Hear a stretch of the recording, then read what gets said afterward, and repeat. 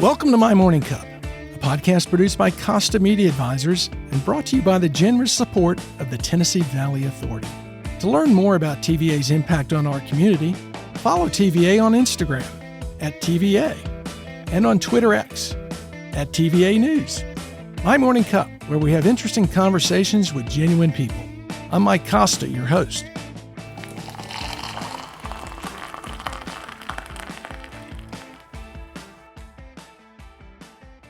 My guest this week is Mitch Patel. Mitch is the embodiment of the American dream, a champion of all things Chattanooga and the visionary behind Vision Hospitality Group. Mitch, welcome back to My Morning Cup. Before we start, I have to ask, what's in your morning cup? I think I answered that in that sixth episode of yours. I don't really drink coffee, but I've started drinking green tea to give my wife some company in the morning. Yeah, and I remember you telling me that. You're still a green tea guy. Yes. And I don't know if you'd be amazed, but out of the 150 we've done, I'd say there's probably a good 20% who don't drink coffee. So you're not alone. As I've told you before, I like to start where you should start, which is at the beginning. You've got a great story about how your family came to the United States and how you eventually ended up in Southeast Tennessee. So if you could spend a couple minutes talking about your dad coming from India to Northern California to study. Absolutely. Well, before I get into that, it is an honor to be here today. This group means so much to me. I was a proud Rotarian for a while until I really had a horrible attendance rate. And my dad, who is here as well, who encouraged me to join Rotary, 40-year Rotarian in Cleveland, Tennessee. Well, congratulations. Yes. And it's great being here among so many friends and colleagues. And what we talked about earlier is this is the proudest group of Chattanoogans that you'll find anywhere at this in this room. So, our story, everyone has a story. Everyone here has a story. Storytelling is pretty powerful if you're running a business or an advocacy. And so our story started with my father coming to this great country, as we heard before, with $8 in his pocket to pursue something that's pretty powerful, and that's the American dream. And so what is the American dream? It's simply a dream for a better life for that next generation and for that family. So he came here to study, and then this is where the American dream takes a little twist. Right.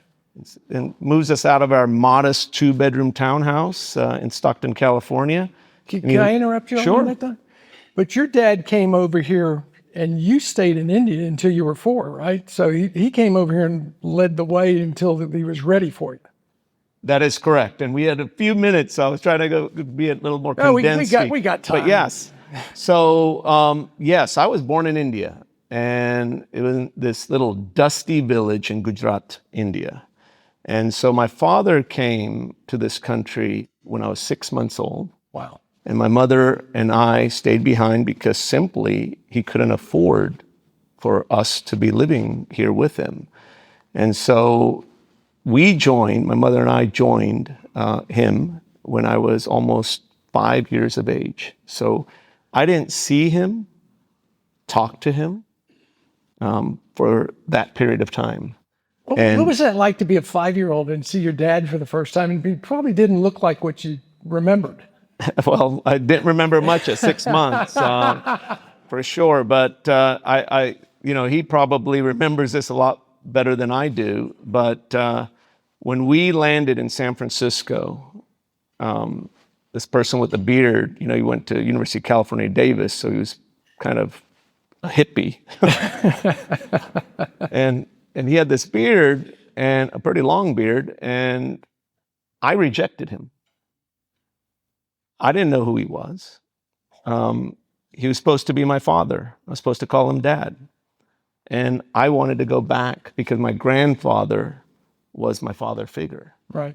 And so it took a while, and I remember we were taught to be vegetarians in India. My grandfather, my grandmother said, no matter what you do, don't eat meat because they're going to make you eat meat when you come to America. And my father did.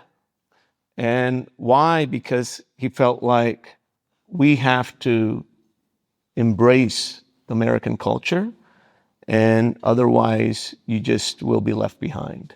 And I remember not wanting to eat meat, and then I started. Then it's funny. Decades later, he becomes more religious and said and asked me to quit eating meat. And I said, Dad, it's too late. This tastes too good.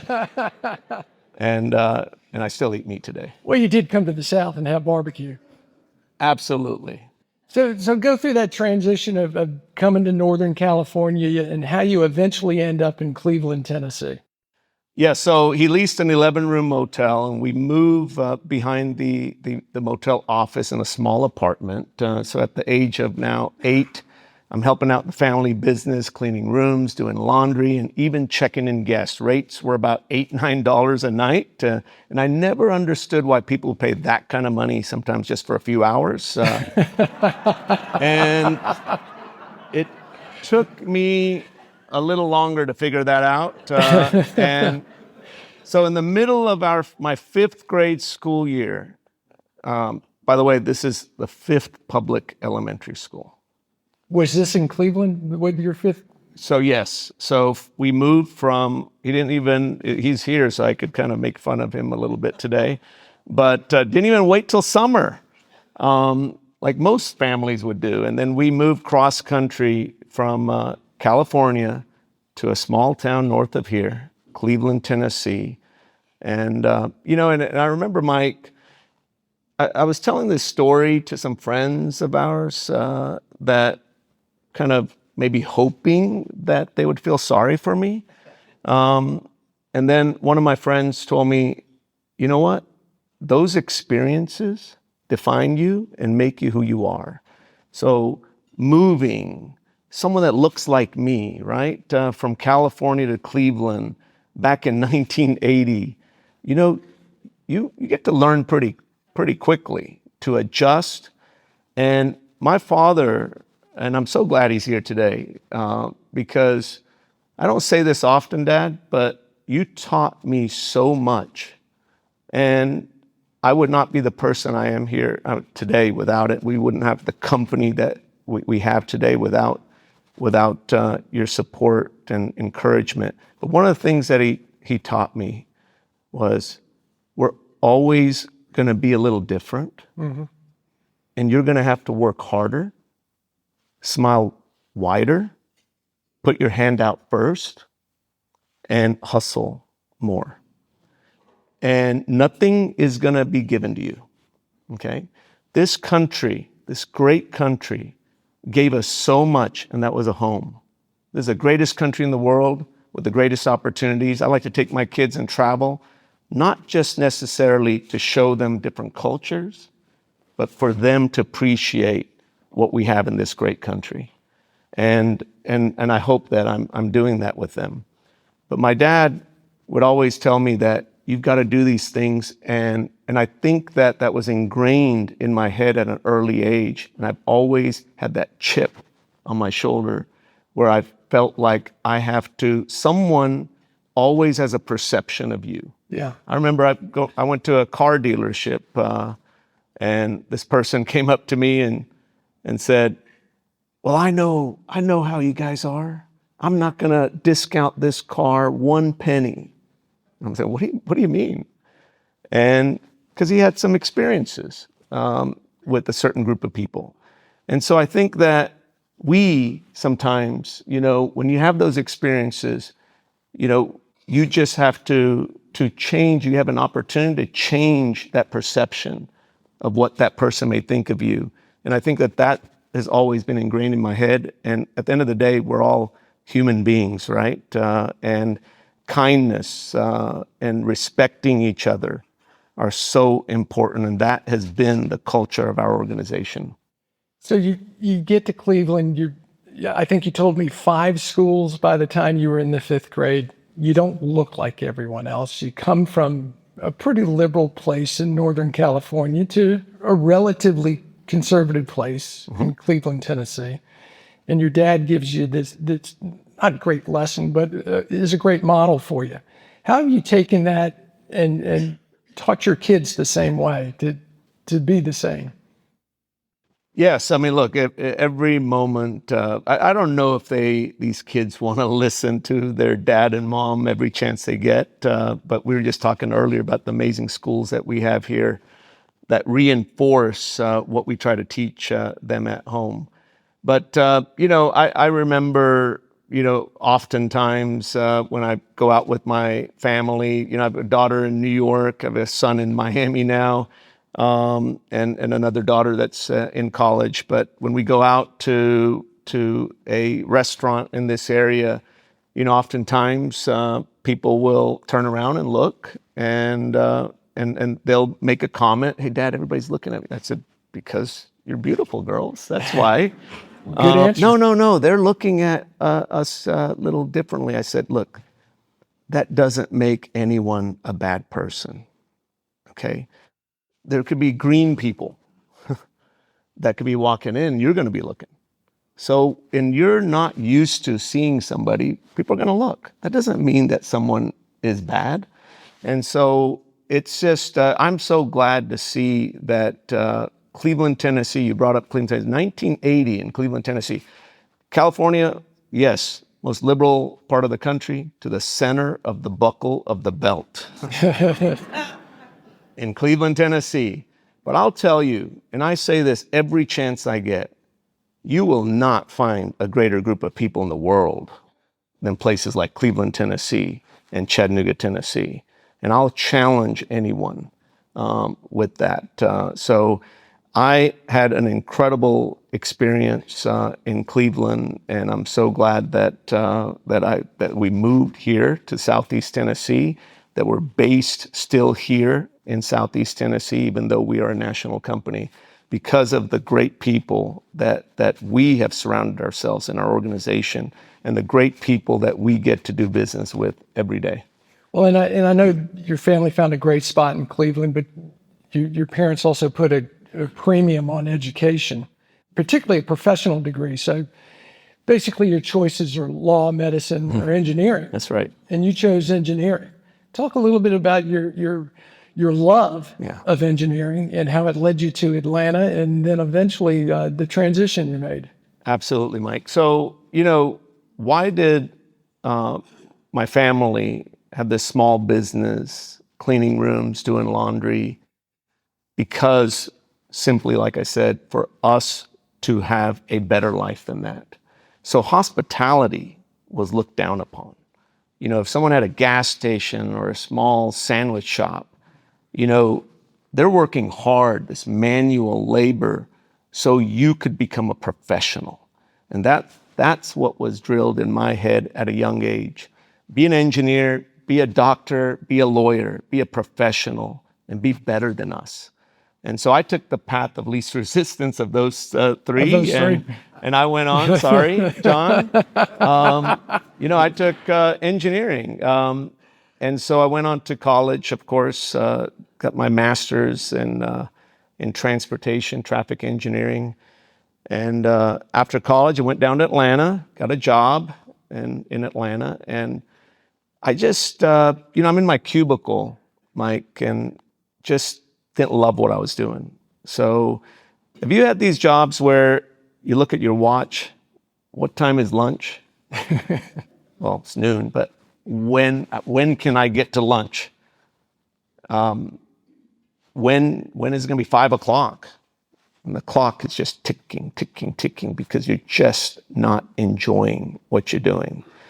And I was designing roads from 2 lanes to 4 lanes and widening them in 25-foot increments.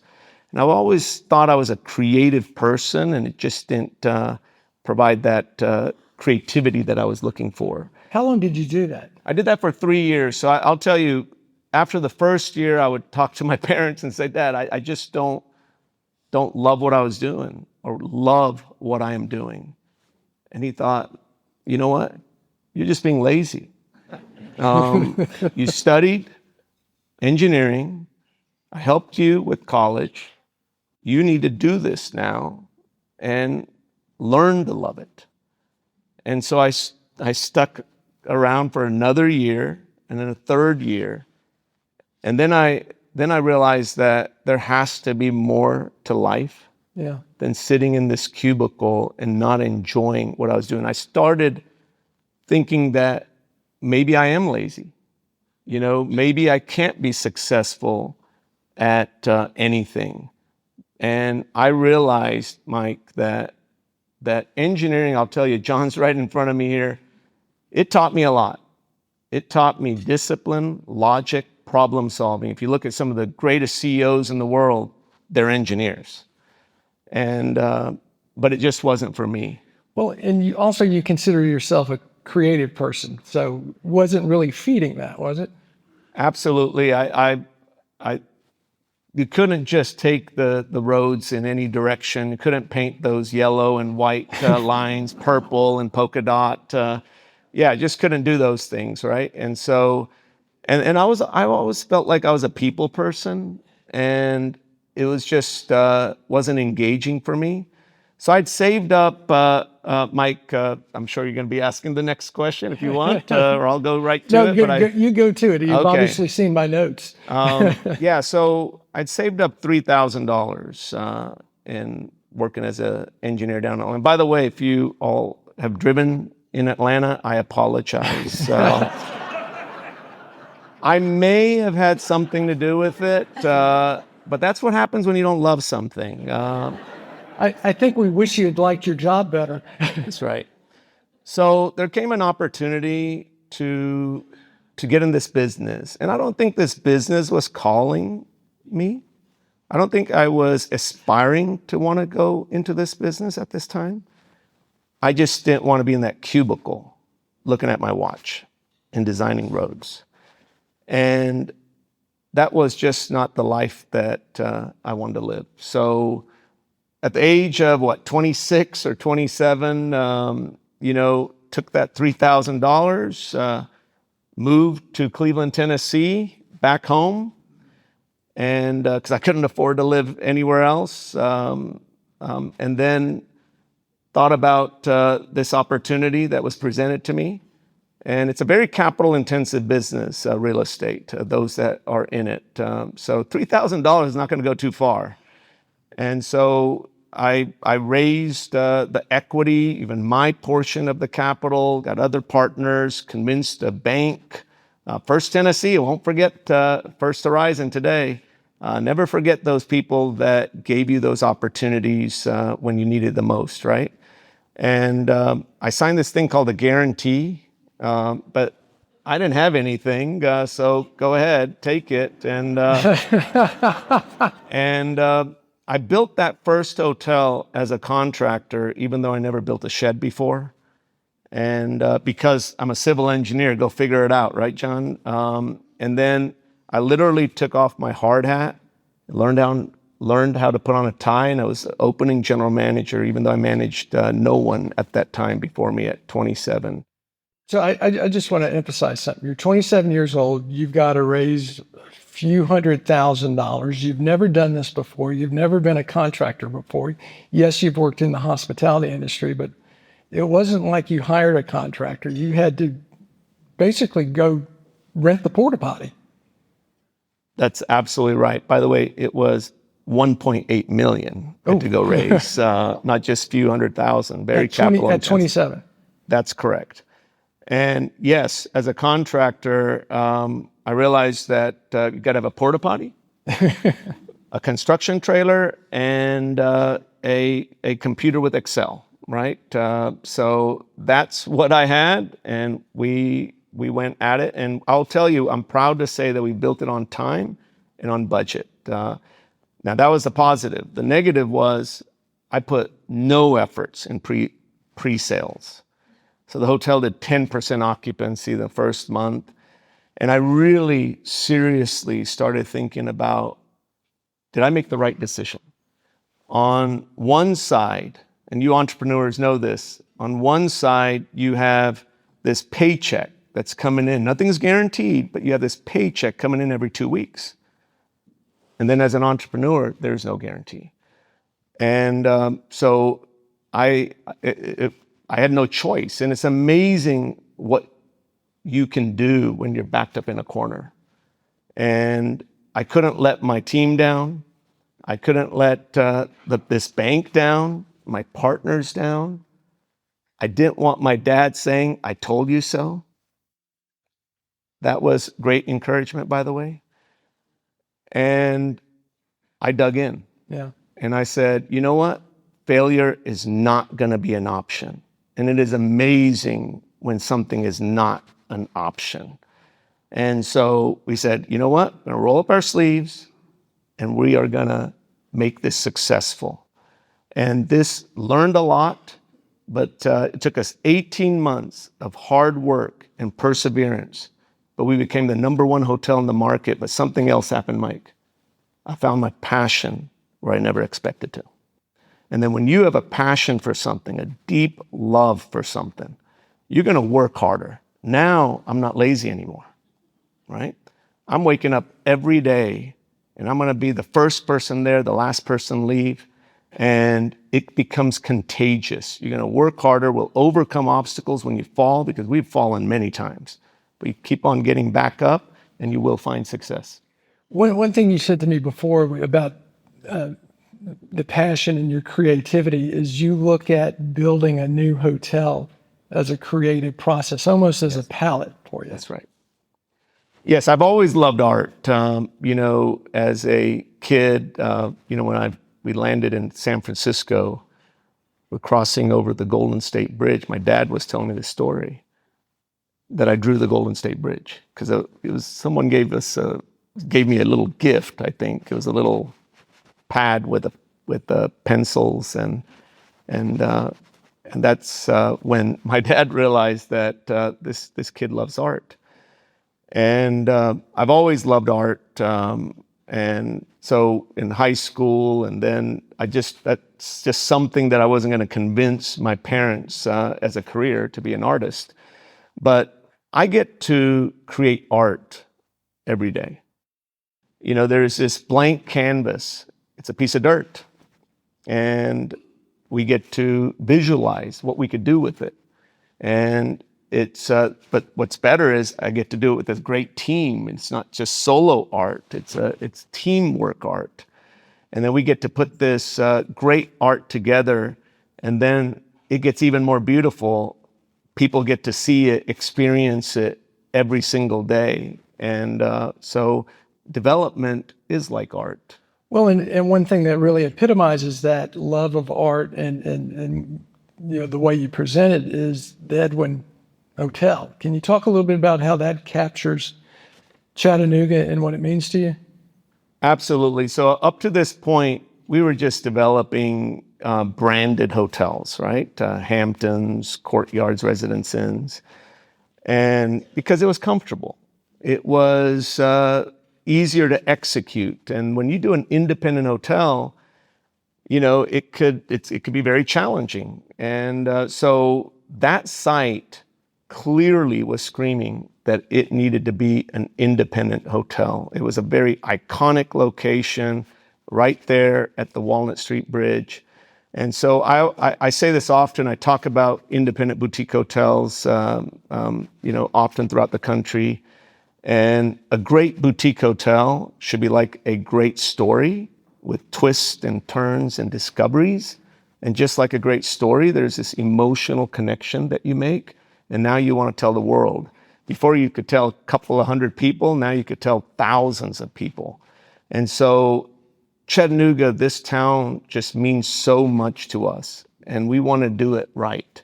And so this wasn't a historic building, a 100-year-old shoe factory where it had a built-in story. This was a 1970s building that probably needed to be torn down. But where does the story need to come from? It needed to come from the bridge. Yes, the bridge has good history, not so good history, but it's iconic to Chattanooga. It is our Eiffel Tower, right? It is the most photographed. We have wine festivals. People are getting married on this bridge. It is beloved. And so the story had to come from that bridge. And so our story is broad. But what does a bridge do? or does. It connects, right? It connects to people, culture, food, history, all that makes a community great. And we have this piece of art that's on the 5th floor there. This is the Old South, as I talked about, in Cleveland, Tennessee, becoming the New South. So tear those walls around us and connect to all that makes a community great. And that's what we've done at the Edwin. And it's been definitely, you're not supposed to answer that question about what's your favorite, right? Like a child. But Marilee Bell's here, the general manager of there. I'm sorry for the other hotel GMs that are here too.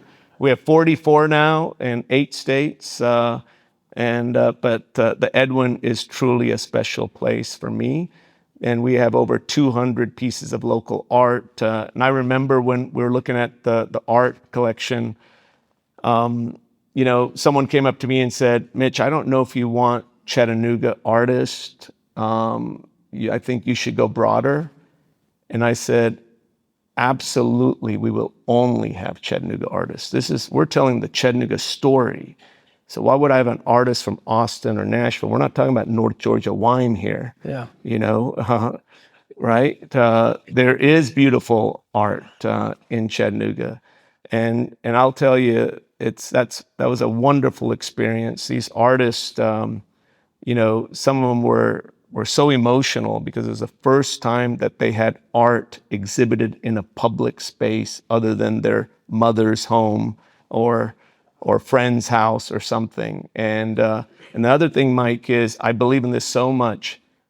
You can't appreciate something unless you're educated on it, right? And we're always learning. And it's amazing when you are educated on something like the art. We have museum grade signage next to every piece of art to elevate that artist and that art. And it will take you to the artist studio or the gallery and the story of the art, which is so important. And now you appreciate it so much more. It's like whiskey or wine or music. You can't appreciate something unless you're educated on it. So that is our responsibility at the Edwin. We are all bridge builders. So I was literally a bridge builder. Yeah. And figuratively, we're all bridge builders. Actually, everyone in this room, we're bridge builders, right? And whenever we travel, and I know we're going to get to HLA here in a little bit, but wherever I travel around the world, Chattanooga, right? Well, and that's a great transition because before we run out of time, I want to talk about your chair of the American Hotel and Lodging Association and talk a little bit about why that's so important. I'll relate it to your grand opening of the Embassy Suites. I believe the gentleman may have had an Australian accent. And British, okay. Yeah, that's close. Yeah. Just one Barbie away. Mm-hmm. He was almost flabbergasted that he had never been to Chattanooga before and what a great city it was. So talk about your role in being basically an ambassador for our city. Yes, look, it's been an honor of a lifetime. I shared, thank you for listening and get this opportunity to share our journey and our story. And Chattanooga has been a huge part of it. And so now as the chair of the American Hotel Lodging Association, by the way, in the 115-year history, first time someone is from the state of Tennessee representing Wow. the American Hotel Lodging Association. And the first time someone that looks like me. And it's been a long, long time since someone has represented that has a relatively smaller ownership and management company.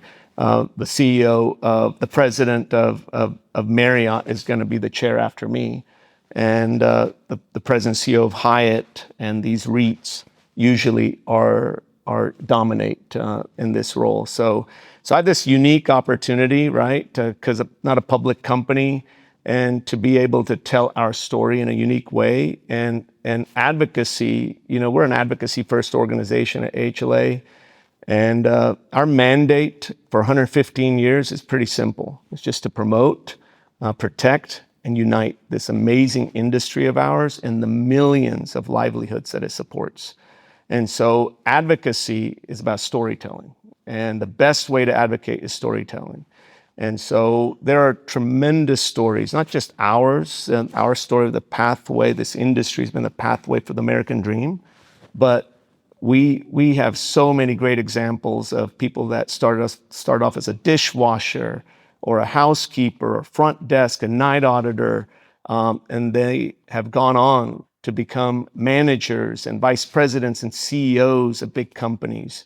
So those stories have to be told. It's a pathway, not necessarily the end role or goal that you might have that this industry provides, and the economic impact that it creates with jobs and taxes, but then also the social good that we do in every respective community. I love the way you look at yourself as a storyteller in everything you do. Have two more questions for you. You've had this question before, and it's generally my last question, but I do have one other last question for you. So what would you tell that 25-year-old Mitch Patel is important for a happy life? Well, I'll tell you, when I was 25 or 26, I guess, I didn't have much, which you just heard before. Didn't have a network, didn't have knowledge, didn't have capital. But I had one thing, and that was endless amount of time. Now you fast forward almost 30 years later, we're blessed with so much of that, but time becomes your most important currency. And so I guess if I have to look back, I don't know what I would do I don't know what I would do differently, because we would not be where we are today, right, if we made different decisions. And this business is very cyclical. We've gone through 2001 and 2008, 09, and then of course 2020 with the pandemic, right? That disproportionately impacted our industry. And so there's so many things, of course, we would do differently. But at the end of the day, I just believe, the culture that we've developed in our organization. It started with my dad teaching us kids at a young age to always be kind, be respectful, and be appreciative. And that has been the backbone of this company. And the golden rule is something I think every single person should follow. Every culture in this world understands it. Just simply treating people the way you should be treated, and that's hospitality, and that's the way we live our lives, and that's the way we run our business. I told you I only had one more, but I will ask you this. How did you come up with the name Vision Hospitality? What did that mean to you?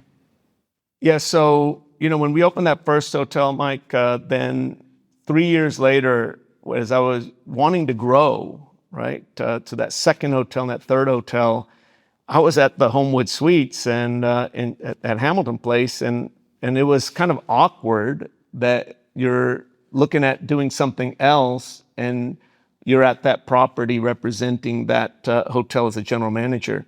So there was this little boardroom on the second floor, and it was called the Mallard Room because the Homewood's logo was a little duck. And I took I took that sign off, came up with a company name called Vision Hospitality Group, and vision is something that I think is a pretty powerful word and meant a lot to me. And so that was the birth of Vision Hospitality Group. And it was just the only corporate employee, but I was a proud owner operator of something special. Well, your vision has benefited Chattanooga, and I think having you today has definitely benefited us at the club. My last question for you is a very serious question. Give me your prediction on the Tennessee-Alabama game. Of course we're going to win. Of course we are. Yes. Well, Mitch, thank you very much. Love hearing your story and the time you take to tell it and what it means, not just to yourself, but to all of us. Thank you. You're a great Chattanoogan. Thank you for having me, Mike.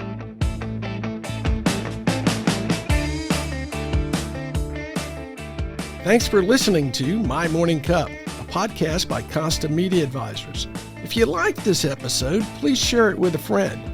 I release a new episode each week, so be sure to subscribe on Spotify, Apple, Google, or wherever you listen to podcasts.